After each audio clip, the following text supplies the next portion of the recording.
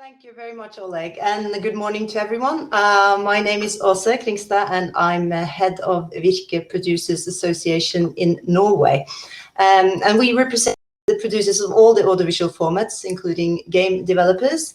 And just to introduce you to what we do is to influence legislation and regulation on behalf of our members, and hoping to create an optimal business environment for all our members. So I would like to start out right there, actually, because Norway got a new government recently. They came into office about 2 weeks ago. And this is obviously of great interest to us as well for the gaming industry in Norway, as they set conditions for the next 4 years. So now the new government, they have published their policy platform, and it states, and I quote, that the government will present measures that make it more attractive to produce video games in Norway and contribute to increased value creation and more jobs in the Norwegian gaming industry. And we're pleased with this, and this is something that we can work on, and it's also on a great part based on our input to the government. And the previous government, they did not deliver on the gaming strategy, their own gaming strategy, in its last state budget that was presented earlier this month. And therefore, we have great expectations that the new government will show greater ambition for the Norwegian gaming industry, as the industry in Norway still relies much on government funds for releasing or for producing, developing new games. And of course, if the industry succeeds, that will mean that many jobs can be created around across the country, and as well as large revenues for the community as a whole. So just to run you through our expectations from the government is that they follow up on the promises that were made in the gaming strategy from the previous government, promising more funding for games. We hope that they will investigate new sources of funding that can develop the gaming industry further, inspired by our neighboring countries, and also develop a new game strategy from 2023 and involve the industry in all this.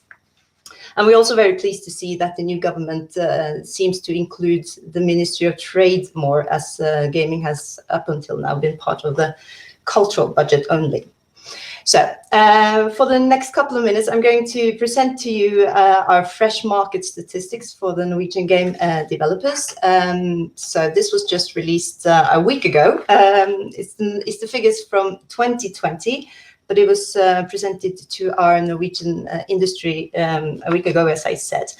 And it's based on time series going 4 years back. This is the 4th year that we're doing this. And the industry in Norway is still quite small, and we have had some companies go in and out of the market statistics over the years that we have done this. And we therefore present the development for the last year, and the database for this consists of 15 companies. So the market statistics obviously do not include everyone who is part of the Norwegian game industry and is a developer in Norway, but this is all of the companies that have a significant size in turnover and the number of employees. So we believe that these are representative figures for the industry as a whole. So I'm just going to run you through an excerpt of the report. I'm not going to show the whole thing now, as we only have a few minutes, but this is the first slide that you can see in front of you now, hopefully, that shows the total games revenue generated by developers. So we use 2 different definitions for games revenue, and this is to distinguish between the turnover that the companies themselves have linked to the games and the turnover that other distribution partners have from the games that the companies have released. So if you have a look at the pillars on the left, this is the turnover that the companies themselves have had linked to the games that they have released.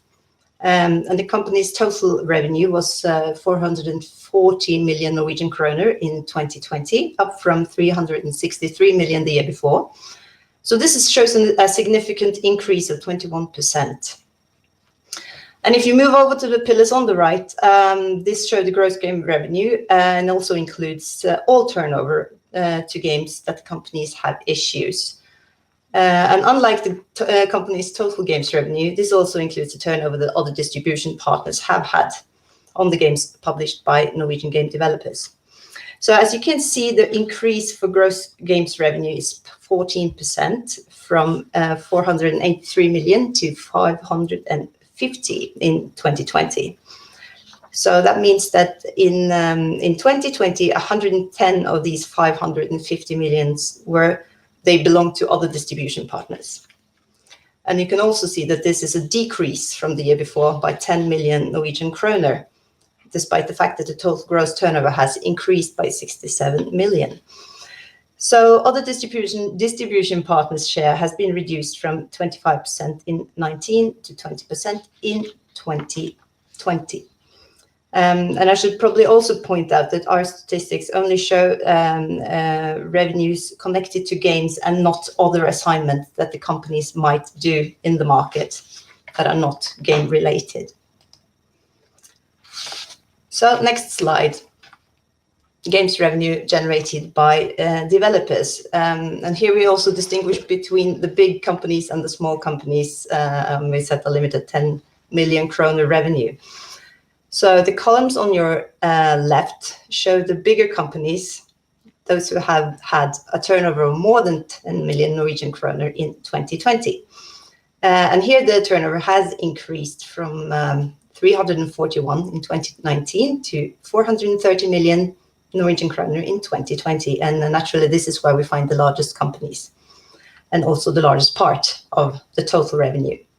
But we are very pleased to see, if you move over to the right, the smaller companies with a turnover of less than 10 million Norwegian kroner, they have also seen a good year in 2020 with a 15 million higher turnover than the year before.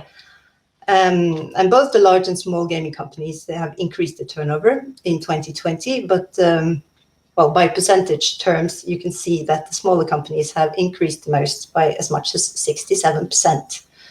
And in the years to come, obviously, we hope that more and more companies will move over to the columns on the left side of this slide. So who are the employees? Here you can see a column showing the number of people employed. And I remind you that this is based on the 15 companies that make part of this survey. But as you can see, there has been an increase by 12% from 19 till 20. And I also think it's gratifying to see that the increase is happening in the permanent employees and the temporary employment is declining.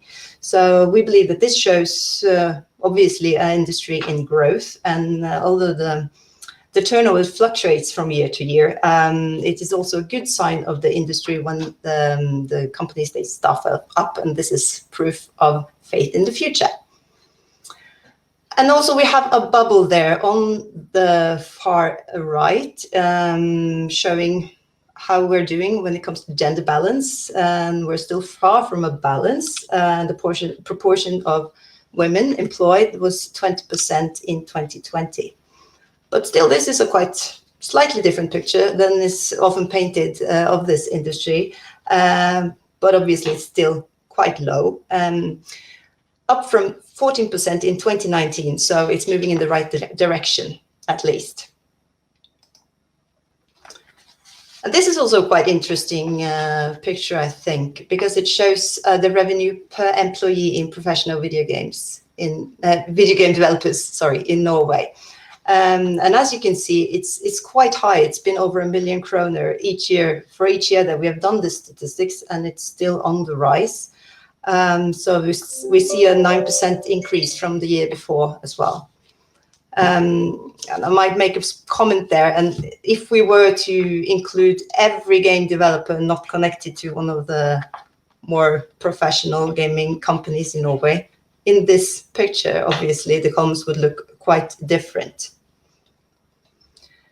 So moving over, going quite fast here, I think, but this is this final slide that I'm going to show you, and it shows the investments in the development costs connected to games that are already in the market, already on sale.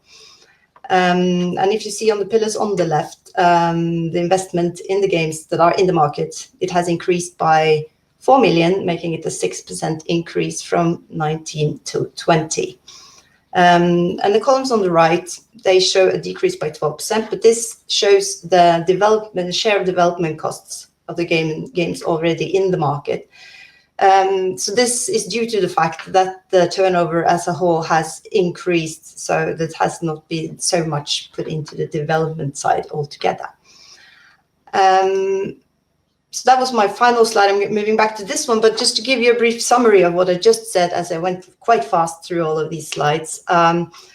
So the revenue increases, and over time, the employment is also on the rise, and the growth shows faith in the future.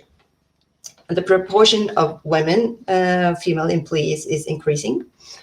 The turnover per employee in Norway is very high, and I didn't show you a slide on this, but and this is probably no surprise that the export share is 98%. And if you're interested in accessing this full report, you can view it on virke.no, or you can just contact me later on and I will give you access to the report. And just to mention a few words in my couple of last minutes here, I would also like to point out that we had a very interesting convent last week with the Norwegian gaming industry. And we have the majority of the established and professional companies, but there are also very many new companies up and coming and showing forth very interesting projects. There are very good working conditions for gaming producers and developers in Norway, and you probably know that there's a lot of indie games that kind of makes the most of the games that are released in Norway. And we have a decentralized industry, and there are hubs, game developer hubs in many of the major cities. So as I said before, we see a positivity in this industry. It's on the rise, and we have high expectations to the new government, hoping that they will support us and help us make the step into the future for the Norwegian game industry. Thank you very much. Thank you, Åse, for an excellent presentation. We have a few questions. How important is it to have a higher games education to get a job in the Norwegian games industry? I guess both, because there is both yes and no. Because there is a high demand now for employment in the industry. We need more brain force, to be honest, and also we need more people to the industry that can also take on a higher level of production development. So of course it has a big importance that they have some kind of education within the sector. Also, how important is it then for the foreigners to relocate? Is this required for them to have a higher education for the relocation process? I think it depends a bit on the company, but I know that there are a lot of foreigners working both from abroad and they're working for Norwegian companies, but also many of them choose to come here.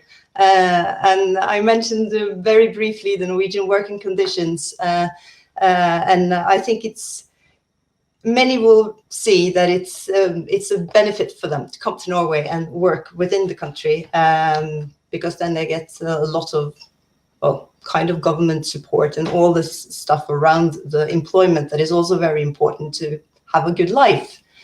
So, but it depends a bit what the different companies need, and I will be very pleased to put you in contact with our member companies if there is any questions more in detail.